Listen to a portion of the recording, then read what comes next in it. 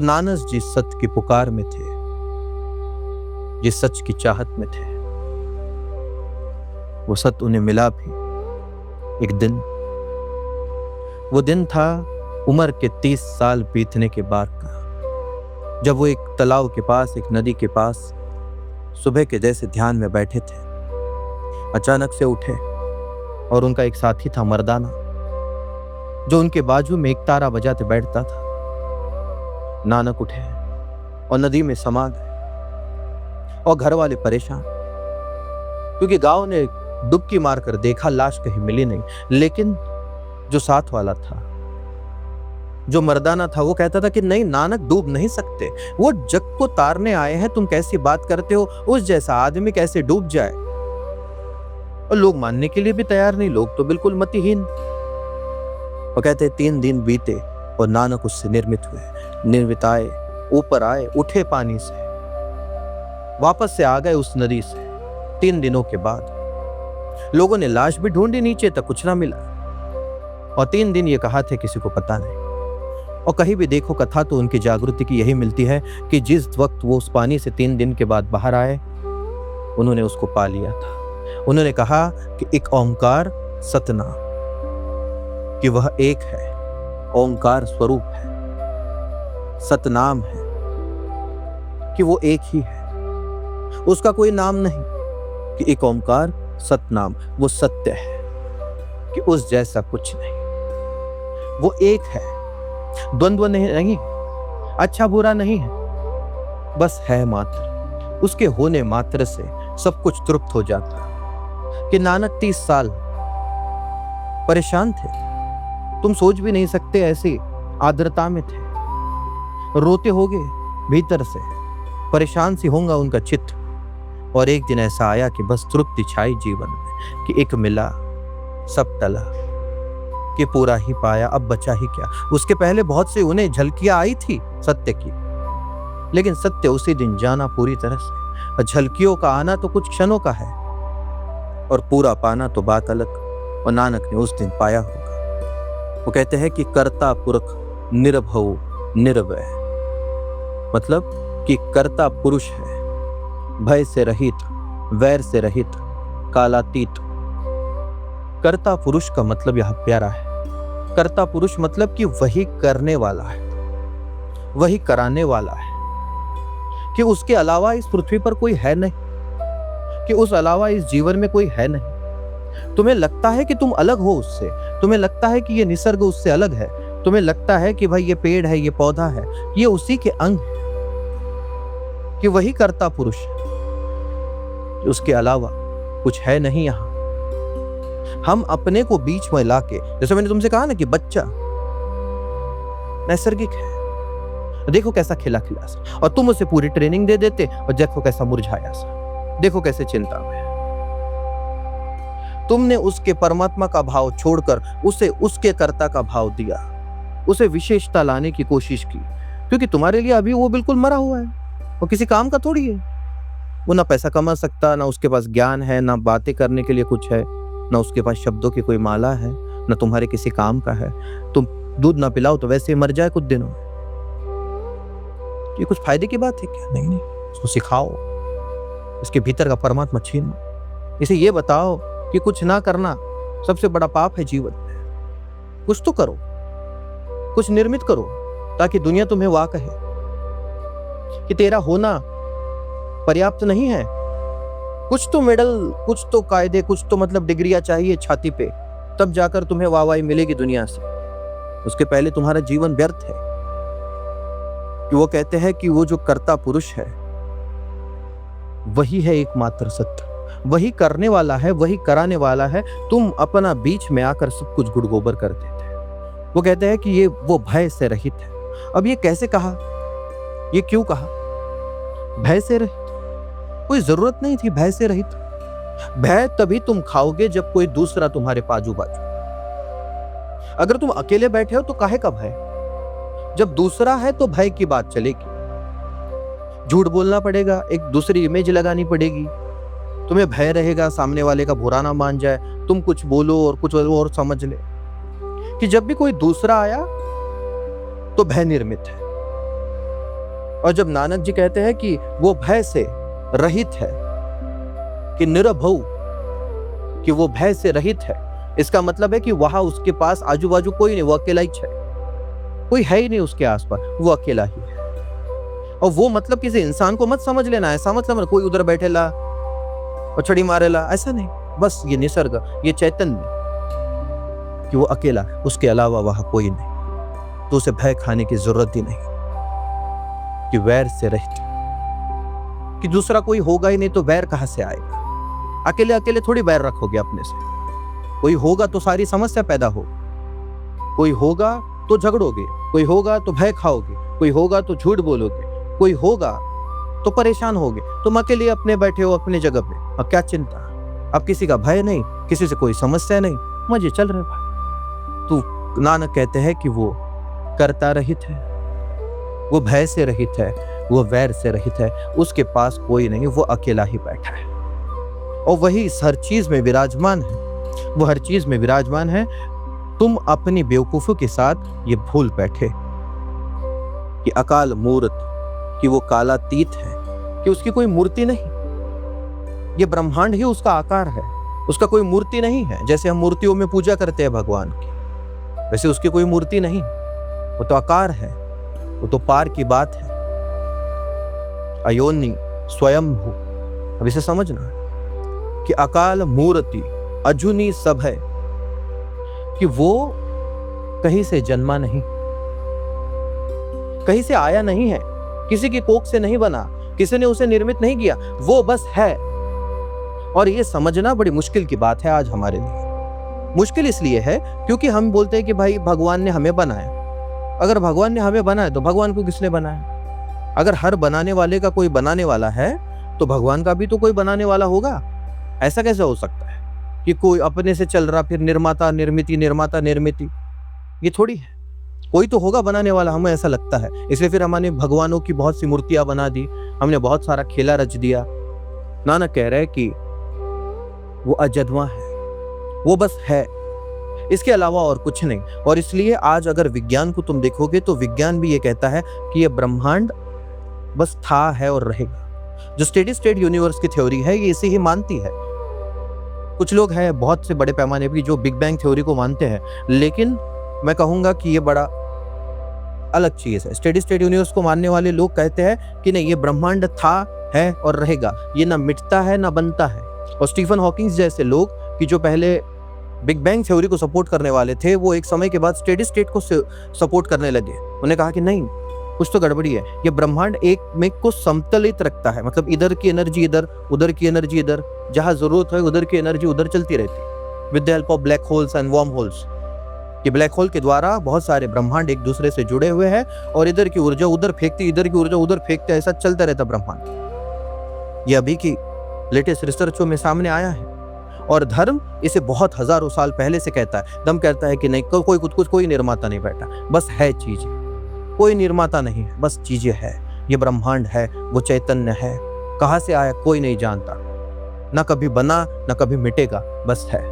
तो मैं कहूंगा कि फिर तुम बोलोगे कि दोनों थ्योरी में कौन सा सच है? मैं कहूंगा दोनों सच है, क्योंकि ब्रह्मांड तो एक है लेकिन उसके भीतर बहुत सारे ब्रह्मांड है और ये ब्रह्मांड बनते मिटते रहते हैं। ठीक है ना, जैसे हमारा जो ये ब्रह्मांड है तो इसमें हजारों तारे हैं, सॉरी हजारों मिल्की वेज है, करोड़ों मिल्की वेज है, गैलेक्सीज है, कुछ हजारों गैलेक्सीज की बनकर एक क्लस्टर बनता है, ऐसे हजारों क्लस्टर्स है। जितना आज हमें नोन यूनिवर्स है, हम ये मानते हैं कि अगर कुछ गड़बड़ हो जाए तो वापस से मिट जाए और वापस से निर्मित हो जाए, और ये चलता रहता, बनना मिटना इस ब्रह्मांडों का। तो ऐसा समझो कि एक पूरा बड़ा सा ब्रह्मांड है, एक चैतन्य है बहुत बार, ये बिल्कुल शून्य में रहित, कि जिसका कोई अंत नहीं, और फिर उसके भीतर छोटे छोटे ब्रह्मांड चल रहे हैं जो बनते हैं मिटते हैं, बनते हैं मिटते हैं। और मैं तुमसे कहता हूं कि ऐसा ही है, ऐसा ही है, इसके अलावा कुछ और है ही नहीं। और तुम ये मत समझो कि मैं वैज्ञानिक आधार पर बोल रहा हूं, मैं दोनों आधारों पर बोल रहा हूं कि भविष्य इसे समझ पाएगा विज्ञान के तहत कि ये ऐसा ही है। इतनी छोटी चीज नहीं कि ये ब्रह्मांड जितना हमें बड़ा दिखता है बिल्कुल छोटे से नटशेल में फिट हो जाए, इतनी तो इसकी हैसियत है। ये गैलेक्सी तुम्हें कितनी ही बड़ी दिखे, बिल्कुल छोटे से अंडे में इसे बांध दिया जा सकता है अणुओं के द्वारा। समझाना थोड़ा मुश्किल है, लेकिन जो न्यूक्लियर फिजिक्स के लोग हैं ये समझ पाएंगे जो मैं क्या कह रहा। जिन्हें थोड़े भी विज्ञान को स्टडी किया है वो समझ पाएंगे कि भाई बात तो बराबर है। तो वैसे ही नानक कहते हैं कि ये ब्रह्मांड किसी से निर्मित नहीं है, बस ये है, ये स्वयंभू है, ये अपने से ही निर्मित है, अपने में ही अंत पाता। ये थोड़े समय के लिए व्याप्ति लेता है, थोड़े समय के लिए खुद को खींच लेता है, वो अपने से तय करता, उसका कोई मालिक नहीं। वो कहते हैं कि उस परमात्मा का, उस प्रभु को जानने का एकमात्र उपाय कि गुरु प्रसाद है। और उसे कैसे पाया जाए कि वो अगर एक है, वो सारा चीज, ये तो समझ गया, ये तुमने सुनी भी होगी कि परमात्मा है और एक रूप है और वही है फलाना ढिमकाना। नानक से पूछा कि कैसे पाया जाए, तो नानक कहते गुरु प्रसाद, कि गुरु के अलावा इसे प्राप्त करने का कोई माध्यम है ही नहीं, कि ये गुरु की कृपा से प्राप्त होता है। याद रखना कि गुरु की संगत में प्राप्त होता है नहीं लिखा है, गुरु के द्वारा प्राप्त होता है ऐसा भी नहीं लिखा है, गुरु कृपा से प्राप्त होता है ऐसे लिखा है। संगत से प्राप्त हो जाता तो बात ही अलग, साथ रह लेते, गुरु के बात खत्म। गुरु के द्वारा प्राप्त हो जाता कहते तो बस गुरु बता देता ऐसे से हो गया। वो कहते कि गुरु कृपा से, ये कृपा है, जब मिलता भी है तो बिल्कुल कृपा के जैसे बरसता है। तुम्हारे करने से नहीं मिलेगा, तुम्हारे करने से कुछ घटित नहीं होगा, तुम कुछ करोगे भी तो तुम्हें अनुभव होगा कि कितना ही कर रहा, कुछ प्राप्त नहीं होगा। ये उसकी कृपा से ही प्राप्त होता है, उसके अलावा कोई और मार्ग नहीं है। तो तुम कहोगे फिर नानक के गुरु कौन? तो नानक के कोई गुरु नहीं। और इसलिए भी क्योंकि नानक बचपन से इतनी बिल्कुल विराटता के साथ थे, इतनी बड़ी समझ के साथ जन्मे थे। जरूर पिछले जन्मों में बहुत बड़े साधक रहे होंगे कि बड़ी विराटता के साथ वो बचपन से ही उस परमात्मा के पीछे पागल थे। तो दो रीजन है, एक तो नानक को जरूरत नहीं थी गुरु की, इसलिए उनके जीवन में कभी कोई गुरु नहीं आए, और दूसरा मैं मानता कि उस वक्त ऐसा कोई गुरु ही नहीं रहा होगा कि जो नानक का गुरु बन पाए। दोनों ही चीज। कुछ लोग कहते हैं कि नानक का गुरु था, ये हट बचकान बात है। नानक जैसे व्यक्ति का गुरु होना मुश्किल है, क्योंकि गुरु की जरूरत नहीं थी नानक को। लेकिन ये नानक जानते थे कि जितना समय उन्हें लगा जागृति में, जितना समय लगा उन्हें परमात्मा को प्राप्त करने, अगर सच में गुरु उनके साथ होता तो बहुत जल्दी हो जाता। उस जैसी चेतना को भी 30 साल लग गए। तो मुझे बड़ा मजा आता है कि जब लोग पूछते हैं कि भाई हमने तो बहुत मेहनत की, बहुत स्वामी जी 1-1 घंटा दिया 30 सालों तक, कुछ हाथ नहीं आ रहा, परेशान हो चुके हैं हम, क्या क्या कर करके 1 घंटा। शर्म खाओ। वो आदमी 30 साल एक क्षण भी उसका विलाप में नहीं जाता होगा, एक क्षण भी ऐसा नहीं होता होगा कि नानक उसे ढूंढ ना रहे, एक क्षण भी ऐसा नहीं जाता होगा कि नानक उसकी याद में तड़प ना रहे, उसको पाने की बिल्कुल दशा में पागल ना हो रहे भीतर से। ये जीवन की बात है प्यारे। जब तक तुम अपने जीवन को उस ढंग में ना पूरा एक कर दो, वो उतरे भी कैसे? ये तुम्हारी पार्ट टाइम जॉब स्पिरिचुअलिटी की 1 घंटे की, ये तुम आधा घंटा बोलोगे मैं ध्यान करूंगा और उसके बाद के 23 घंटा बोलोगे कि मैं अचेतन में जी लूंगा, ये किस काम की? तुम्हें लगता है ऐसे से परमात्मा मिलता है? पागल हो गए तुम, इतना आसान लगा था? घिस घिस के आए लोग हैं इस दुनिया में, जन्म जन्म साधना किए हुए लोग, जन्मों जन्मों की साधना के बाद मिला है परमात्मा। और तुम अपना मशीन लेके बैठे हो, तुम अपना कैलेंडर खोले बैठे हो, तुम लेके बैठे हो कि भाई इस दिन मैंने साधना शुरू की, 1 महीना 1.5 महीना मेरा हो गया साधना कर करके, अब तो बस कुछ महीने की याद ही और बस परमात्मा हाजिर। तो यकीन मानना कि अगर मुझसे साधना ली है तो मैं तो ग्रह तारे घुमा दूंगा, छोड़ूंगा नहीं। इतना आसान लगा तुम कि तुम बोलोगे कि 20 मिनट में मुझे परमात्मा मिले, बिल्कुल मिलेगा, लेकिन याद रख कि 30 साल का कसर निकालूं, इतनी आसान कि नानक जैसे व्यक्ति की जन्म से उसकी प्यास में भटकते थे, उस प्यास में उन्हें 30 साल लगते हैं, दिन रात परेशानी में। और इसलिए भी तुम पाओगे कि नानक जी ने जितना गुरु के प्रति श्लोक रचे, जितना गुरु का महत्व बड़ा चढ़ाकर बताया, इतना बताया कि गुरु बिन हो ही नहीं सकता।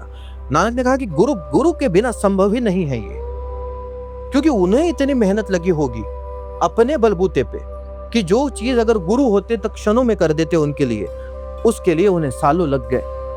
तो वो डेफिनेटली नहीं चाहेंगे कि कोई इतना तड़पे, इतना परेशान हो, क्योंकि वो जानते थे कि जो लोग हैं वो थोड़े समय के लिए तो कर लेंगे, उसके बाद भाई हिल जाएंगे। तो इसलिए उन्होंने कहा कि बेटा गुरु कर लेना, गुरु ले लेना साथ में, कोई फटका मारने वाला चाहिए बीच में कि जो तुम्हें सही रास्ते पर रखे, अदरवाइज मुश्किल हो जाएगी। अदरवाइज तुम्हारा मन तुम्हारे साथ खेलने लगेगा कि अरे 2 महीना हो गया, इधर तुम्हारे 20 साल एजुकेशन में चले जाते दिन रात के, और फिर भी तुम्हारे मन को यह सवाल नहीं गिरता कि नर्सरी से सीख रहा बे। नर्सरी में भी 4 घंटे से शुरुआत की, 2 घंटे की ट्यूशन, 6 घंटा रोज का, और फिर जैसे पहली दूसरी लगी 8 घंटे की स्कूल, 2 घंटे की ट्यूशन, और माँ बाप डंडा लेके हाजिर, चल होमवर्क कर। इतना लंबा 10-15 साल का एजुकेशन लेने के बाद भी, 20 साल का एजुकेशन लेने के बाद जब ग्रेजुएशन की डिग्री हाथ में आएगी तो पता चलेगा ये तो व्यर्थ है, क्योंकि समाज बहुत आगे बढ़ चुका, अब तो मास्टर्स चाहिए। और अगर तुम जॉब ढूंढने निकलोगे तो कंसल्टेंसी वाला बैठा है कि 3 महीने का कोर्स कर, 60,000 रुपए भर और चल जॉब लगा देता। तो मतलब उस डिग्री की कोई कीमत नहीं है, कंसल्टेंसी की ज्यादा कीमत है, 50,000 में जॉब लगा देगा। कि नानक कहते हैं कि अगर आसानी से हो सकता है तो क्यों मुश्किल पाना है। तुम यहाँ पे आए, तुम्हारे घर से एक अच्छा रास्ता है ना? पता नहीं चलेगा, थोड़ा भी अगर उबड़ खाबड़ रास्ता लगा तो 2 मिनट में पता चल जाएगा अंदर के लोगों के, भाई डुग डुग डुग डुग। तो काहे को सड़े रास्ते से जाना, काहे को पहाड़ छेद के जाना है तुमको? सुख से रास्ता बनाया है किसी ने, चल जाओ उसी पे से। तुम बोलोगे नहीं मेरा रास्ता नहीं है, मैंने नहीं बनाया, मैं कुछ चलूं, मत चल, निकल जा, पहाड़ छान चल। उल्टी यात्रा क्यों करनी है, मुश्किल यात्रा क्यों करनी? इसलिए नानक कहते हैं कि गुरु बिन ना हो पाएगा, वो रास्ता बना चुका अपना पहुंच कर, तो तुम्हें आसानी जाएगी उसके रास्ते पे से, तुमको अपना अलग से रास्ता बनाने की जरूरत नहीं, क्योंकि वो मेहनत नानक ने की अपना एक रास्ता बनाकर। आगे वो कहते हैं कि आदि सच्चू जुगादि सच्चू है भी सच्चू नानक होसी सब, कि वह आदि में सत्य है, युगों में आरंभ के सत्य है, सभी सत्य है। कि नानक कहते हैं कि वो सदा सत्य है, कि वो कभी झूठा नहीं हो सकता, वो था, है और रहेगा, कि उसके अलावा कुछ भी नहीं है इस पृथ्वी पर। जो कुछ भी है, चाहे व्यक्ति हो, वस्तु हो, पदार्थ हो, वो उसी का दर्शन है, दृश्य भाग है। जैसे लोगों को लगता है कि शरीर और आत्मा 2 अलग चीजें, हमें लगता है ना कि ये शरीर है, उसके अंदर आत्मा होगी, शरीर खत्म आत्मा मुक्त। ऐसा थोड़ी होता है कि आत्मा का ही दृश्य रूप शरीर है और शरीर का अदृश्य रूप आत्मा है। तुम्हारे अंदर की आतड़ियां तुमको दिख नहीं रही मतलब है नहीं, ऐसा तो नहीं है ना, बस दिख नहीं रही। अलग कोई इक्विपमेंट लगाओगे तो दिख जाएगा, कोई टेस्ट करोगे तो दिख जाएगा। वैसे ही आत्मा तुम देख ना पा रहे इसलिए है नहीं, ऐसा नहीं है, वो तुम्हारा अदृश्य रूप है। वैसे ही नानक कहते हैं कि ये जीवन जो है, ये निर्मित जो चीजें हैं, वो उसका दृश्य रूप है और वो अदृश्य में स्थिर है। वो दृश्य में भी है और अदृश्यता में भी है, वो तुम में भी है और उस एक ओंकार में भी है। जब पदार्थ भी निर्मित होता है तो वो उसमें झलक जाता है और बाकी तो वो हर जगह है ही। तो कहते हैं कि वही सच है, था, है और रहेगा। जैसे मैंने तुमसे अभी कहा कि ये ब्रह्मांड कैसे चलता है, तो ये ब्रह्मांड स्थिर है, लेकिन उसके भीतर बहुत से ब्रह्मांड निर्मित होते और अंत पाते, निर्मित होते अंत पाते। ये ही सत्य था, है और रहेगा। इस क्या किसी भी ब्रह्मांडों में तुम जाकर देख लोगे, किसी भी पैरेलल यूनिवर्स में भी देख लोगे, तो तुम पाओगे कि यही रिजल्ट्स आएंगे। और ऐसा नहीं है कि हम पैरेलल यूनिवर्स उसके बारे में जानते नहीं, CERN में आज भी एक्सपेरिमेंट्स चलते हैं। बहुत से लोग ये जानते नहीं कि दुनिया की सबसे बड़ी पार्टिकल एक्सेलरेटर है CERN। दुनिया में अगर तुम आज भी अगर गूगल करोगे तुम पाओगे वहां पे 18 डिपार्टमेंट्स है, और मैं वहां पे देखा हूं वहां पे 19 डिपार्टमेंट है। 18 तो ऊपर और एक अंदर जो मेन डिपार्टमेंट है उसका, जो बिल्कुल पैरेलल यूनिवर्स के साथ काम करता है, जिसके बारे में शायद ही तुम कभी दुनिया में पढ़ोगे भी या पता भी होगा।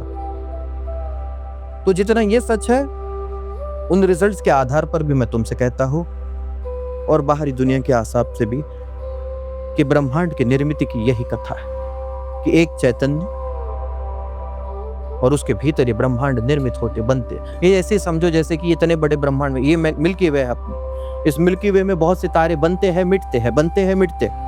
तो मिल्की वे को फर्क गिरा गया, नहीं, वैसे ही एक प्रचंड ब्रह्मांड के भीतर बहुत सारे ब्रह्मांड मिटते जन्मते मिटते। उसे तुमने कहा कि भाई बिग बैंग के तहत समझा, तुम्हें रीडिंग वीडिंग भी मिल गए उसके। तुमने कहा नहीं नहीं नहीं, वो उस वक्त के हमको रीडिंग मिले। इसी ब्रह्मांड में जियोगे तो वैसा ही लगेगा। पार का भी आदमी जानता कहा।